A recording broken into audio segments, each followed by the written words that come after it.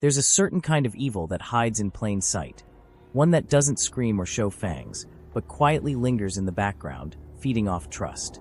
In the spring of 2024, Manchester was forced to face that evil, when pieces of a man began appearing in the most unimaginable places. A torso in a forgotten bunker, arms near a reservoir, legs buried beneath moss-covered trails, and all the police had was grainy footage of a man dragging bags through quiet streets at dawn. Welcome to Dark Matters TV, where we tell each story with love and respect for the victims and their families. If you believe in uncovering the truth behind stories like this, not for shock, but for justice, take a moment to subscribe to the channel. Your support helps us keep these stories alive, and these names remembered. If you are new here, go ahead and hit that subscribe button so you never miss a case. And if you have been with us and yet to subscribe, go ahead. Your support helps us to shade more light to these stories to help understand them better. Manchester, a city of contrasts, of red brick alleyways and neon nightlife, of music, football, and pubs packed with stories. But beneath its spirit is a darker layer, tunnels, forgotten mills, and memories that never left. It was in one of these forgotten places, the Kersaldale Bunker, that something unthinkable was found. An urban explorer, out filming content for his YouTube channel, wandered into the bunker, a quiet relic from Manchester's industrial past. But this time, his camera caught more than rusted beams and graffiti. Lying in the corner of the bunker was a human torso wrapped in cling film. No arms, no head, no legs, just the core of a man, dismembered, discarded, and hidden away like rubbish. Detectives descended on the site with forensics and floodlights, but they had no identity. No missing person report matched the body. Only one clue stood out. Grainy CCTV footage captured days before of a man dragging heavy shopping bags across the city. His face was obscured, his stride confident. The bags sagged with weight. Greater Manchester police quickly gave him a nickname, the Heavy Bag Man. Over the next several weeks, body parts began appearing across Greater Manchester. A hand and foot near Broughton Bridge, a leg in a shallow grave by Blackleach Reservoir. Each discovery painted the same story. Someone had methodically cut apart a human being and scattered him in places people walked their dogs and fed ducks. But still, the victim remained unidentified. The torso found in the Kersaldale bunker had stunned investigators, but the killer had left them little to work with. No fingerprints, no name, no ID, only one shadowy trace. Grainy CCTV footage, taken just before dawn, showed a man walking calmly through quiet streets. He wasn't in a rush. He wasn't panicked. He was pulling along a thick, sagging Aldi shopping bag, the kind meant to last, meant to carry weight. He disappeared around a corner, and the camera lost him. But that bag, it stuck in their minds. They started calling him the Heavy Bag Man. Detectives at Greater Manchester Police launched one of their most intense digital operations in years, pouring through over 2,000 hours of surveillance footage. It became clear, this wasn't a one-time act. The man had returned to the scene, more than once. In one clip, he walks into Kersaldale with the bag. In another, he exits the same path, bag folded up neatly under his arm. This wasn't panic. This was process. From there, investigators followed his path through the city, aided by transport for Greater Manchester. A bus ticket was traced, a travel card used on the number 98 route. It led them to a house in Eccles, a shared property. One of the tenants was a Polish national named Marcin Majerkiewicz. And that's when everything fell into place. He had been living with Stuart Everett, the man now believed to be the dismembered victim, for over a decade. No one had heard from Stuart in weeks. Friends had received strange texts in his name, but something always felt off. Then one morning, as Majerkiewicz boarded a local bus, plainclothes officers stepped in. "It's more serious than that, maybe," one of them said calmly, as they pulled him off the route and placed him under arrest. He didn't resist. He said there had been a mistake. But in his pocket, police found Stuart's bank card, his mobile phone, his identity. Back at the house, a horror story began to unfold. In Stuart's bedroom, investigators found what looked like a fresh cut across the floor rug, long, jagged, and deliberate. At first, it could have been a tear, but the closer they looked, the more it told a story. It wasn't random. It was surgical, an intentional slice across the carpet, right where the blood had pooled. Someone had tried to hide it, maybe scrubbed it at first, bleached it, but the stain wouldn't go. Beneath the rug, Dark smears had soaked through to the wooden boards, blood that refused to be erased. And in that quiet, echoing room, police realized they weren't just standing on evidence. They were standing on the very scene of the murder. A claw hammer and hacksaw tucked away in plastic, an old cushion hidden away at the back with so many traces of Majerkiewicz's DNA. The drains were clogged with tissue, but more disturbing than the tools was the timeline. According to forensic experts, Stuart Everett had likely been murdered around March 21st, weeks before the first body part was found.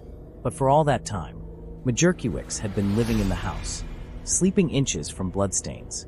And just like that, the mystery of the heavy bag man began to unravel. Not with a chase, but with quiet surveillance, steady patience, and the moment a monster got too comfortable in someone else's skin. Stuart was known as Benny to those close to him, a nickname earned through a lifetime of charm and cheeky wit. He was a kind soul, a pensioner who didn't have much, but shared what he had.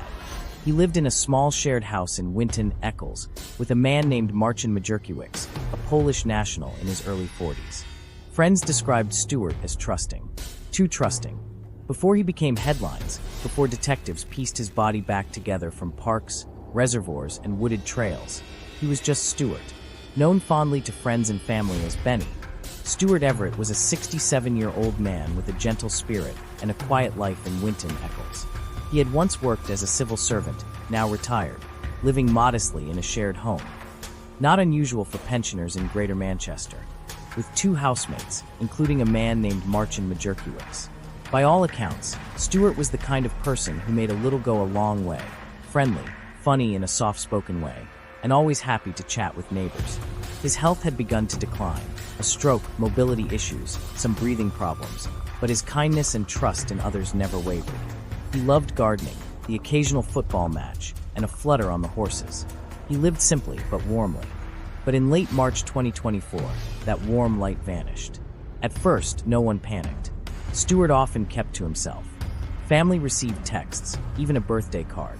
Strange, but not enough to raise alarms. Not yet. What no one realized was that Stuart was already dead, killed inside his own bedroom, struck in the skull multiple times with a claw hammer, by someone he shared his roof, meals, and quiet evenings with. His body, dismembered into 27 separate pieces, stored in bags, some frozen, others left to rot, then slowly, methodically, scattered across the city like trash. And all the while, the man who killed him wore his identity like a mask, sending fake messages, making bank withdrawals, telling lies so convincing. Even Stuart's loved ones believed he'd simply gone off the grid. It was a betrayal so intimate, so vile, that detectives described it not just as a murder, but a parasitic takeover of someone's life. By the time police identified Stuart's remains, starting with a torso found wrapped in cling film in Kersaldale bunker, only about 30% of his body had been recovered. But Stuart was more than what was left behind. He was a man with a name, a history, and a family, and even in death he mattered. At this point in the story, we urge you to subscribe if you haven't already.